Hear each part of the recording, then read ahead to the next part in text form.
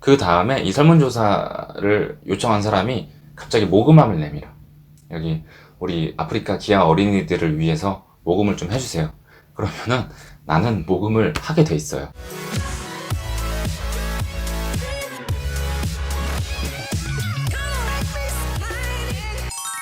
안녕하세요. 매주 일요일 저녁 찾아뵙는 심리학 꿀팁 방향입니다. 여러분, 상대방을 설득시킬 때 이미 이 사실에 대해서는 알고 계시겠지만 이렇게 이야기를 하면 그 설득 효과가 굉장히 좋아집니다. 이제 알게 되셨으니까 저는 또 다음 주 일요일 저녁에 찾아뵐게요. 농담이고, 왜 이미 알고 계셨겠지만 이 말이 설득에 있어서 마법의 주문인지 알고 써먹어야 되겠죠? 그러니까 같이 한번 알아봅시다. 우리가 이 전략을 쓰려고 이미 알고 계셨겠지만 이렇게 말을 할 때는 보통 상대방이 모를 확률이 높아요. 왜냐면 이미 알고 있는데 내가 또 이야기를 하려고 그러진 않겠죠. 이렇게 상대방이 내가 강조하려는 말, 이미 알고 계셨겠지만 그 뒤에 올 말을 모르는 상태에서 내가 이미 알고 계셨겠지만 이렇게 말을 하면 어떤 장면이 펼쳐질까요? 예를 한번 들어봅시다. 제가 예전에 GS 리테일이라는 회사 다녔었다고 말씀드렸었죠. 거기서 이제 편의점 사업부, 그러니까 GS25에서 일을 하고 있었는데 GS25 본사 직원으로서 어떤 예비 점주님을 설득해야 되는 상황이 있었다고 가정을 한번 해봅시다. 예를 들어서 이 예비 점주님이 편의점을 오픈하려고 그러는데 GS25랑 CU랑 이렇게 고민을 하고 있었어요. 어떤 편의점을 열까? 이렇게 고민을 하고 있었던 상태라고 가정을 한번 해봅시다. 제가 GS 리테일 근무할 때 당시에는 사실 CU가 더 이제 편의점 수가 많았어요. 그래서 CU가 항상 자기네 홍보를 하거나 자기네 이미지 업을 할 때 우리는 업계 1위다, 편의점 업계 1위다 이렇게 이야기를 했었거든요. 그리고 사람들의 인식도 CU가 업계 1등이고 GS는 2등이다 이렇게 인식을 많이 했었어요. 그래서 CU가 그때 당시에는 뭔가 제일 잘 나가는 그런 이미지였단 말이에요. 그런데 점당 매출, 그러니까 점포 하나당 벌어들이는 수익은 GS가 더 높았어요. 그럼 사실 점주님 입장에서는 이게 더 좋죠. 내가 연 브랜드, 내가 연 CU 편의점이 점포수가 많으면 뭐해? 내 점포도 아닌데 내가 벌어들인 돈이 중요하지. 그러면 나는 여기에 더 포커스를 맞춰서 이야기를 해야 되겠죠. 그러면은 설득하기 전에 이렇게 이야기를 하는 거예요.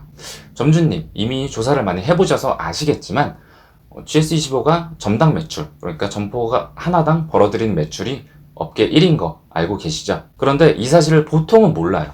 나도 입사하기 전까진 몰랐어요.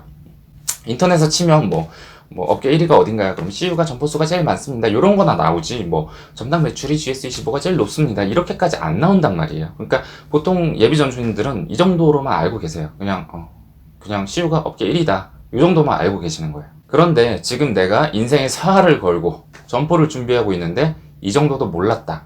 사실 이런 거는 조금 창피하거든요. 예비 점주님 입장에서는. 그래서 보통은 몰랐다. 이렇게 이야기 잘 안 하세요.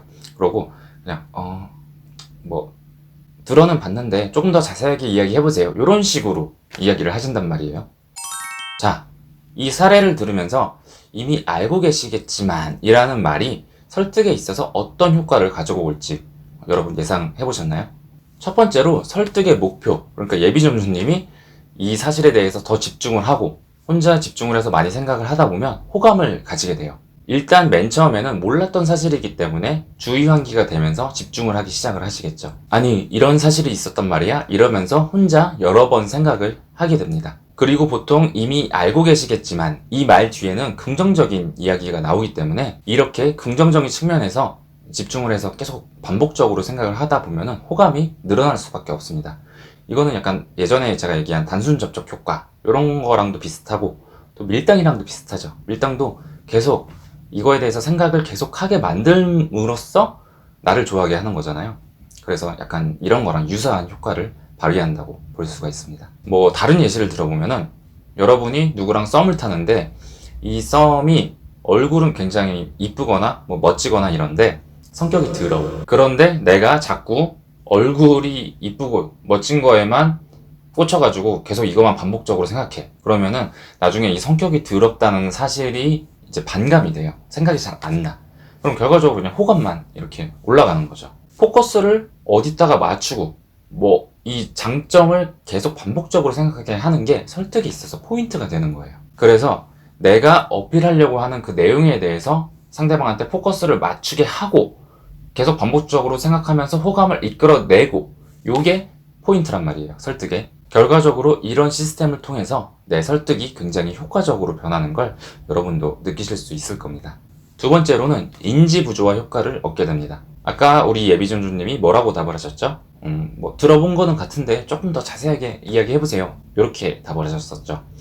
사실 들어본 거 같다는 건 뻥입니다. 못 들어보셨어요. 그런데 내가 몰랐다는 게 창피하고 뭔가 얕잡아 보일 것 같고 이렇기 때문에 그냥 일단은 알고 있었다, 이런 뉘앙스로 이야기를 하시는 거죠. 이렇게 되면 일종의 인지부조화가 발생을 합니다.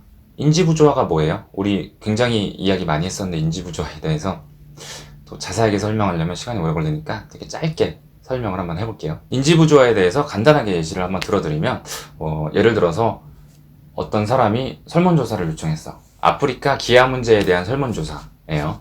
그래서 내가 설문조사를 막 하는데 사실 나는 아프리카 기아 문제에 대해서 별로 관심이 없어요. 근데 그냥 했는데 그 설문지 목록 중에서 아프리카 기아에 대해서 얼마나 심각하다고 생각하십니까? 그래서 나는 뭐 평소에 본 게 있고 막 사진 보고 뭐 유니세프 광고 보고 이래가지고 굉장히 심각합니다, 이렇게 체크를 딱 했어요. 그 다음에 그 설문조사 한 사람이 내 설문조사 결과를 딱 보고서 기아 문제가 심각하다고 생각을 하시는구나, 이렇게 나한테 인지를 한 번 더 시켜줬어. 그 다음에 이 설문조사를 요청한 사람이 갑자기 모금함을 내밀어. 여기 우리 아프리카 기아 어린이들을 위해서 모금을 좀 해주세요.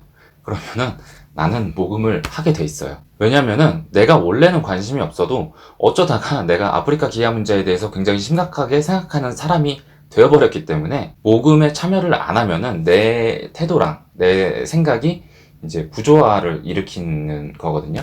그래서 이 인지부조화가 가끔 설득의 그런 도구로 쓰이기도 합니다. 인지부조화에 대해서 자세하게 알고 싶으신 분들은 저희 심리학 꿀팁 22화 한번 참고해보세요. 이렇게 상대방이 내뱉은 대답, 이미 알고 있습니다, 이렇게 내뱉은 대답은 무의식적으로 그 상대방의 생각에 영향을 미치게 돼요. 내가 알고 있다고 내뱉은 이상 나는 여기에 집중을 하고 정말 잘 알고 있어야 돼요. 안 그러면 불편하니까. 아까 인지부조화처럼 내가 알고 있다고 해놓고서 내가 실제로는 잘 모르면 내 마음이 불편하거든. 그래서 내가 이것에 대해서 정말 잘 알고 있는 것처럼 본인도 모르게 빙의를 하게 됩니다.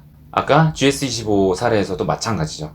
내가 GS25가 전국 편의점 중에서 전담 매출이 1위라는 거를 몰랐지만 알고 있다고 이야기를 했기 때문에 여기에 걸려버린 거지. 그래서 나는 GS25에 계속 관심을 갖고 이 관심이 반복적으로 지속이 되다가 호감을 가지게 되는 거죠. 자, 이미 알고 계시겠지만 이 말 정말 심플하고 간단한 단어죠. 그런데 이렇게 무지막지한 파급력을 가졌습니다. 여러분 오늘 이 사실에 대해서 알게 되셨으니까 여러분 나름대로 한번 실생활에 활용해서 저한테도 피드백 한번 주세요.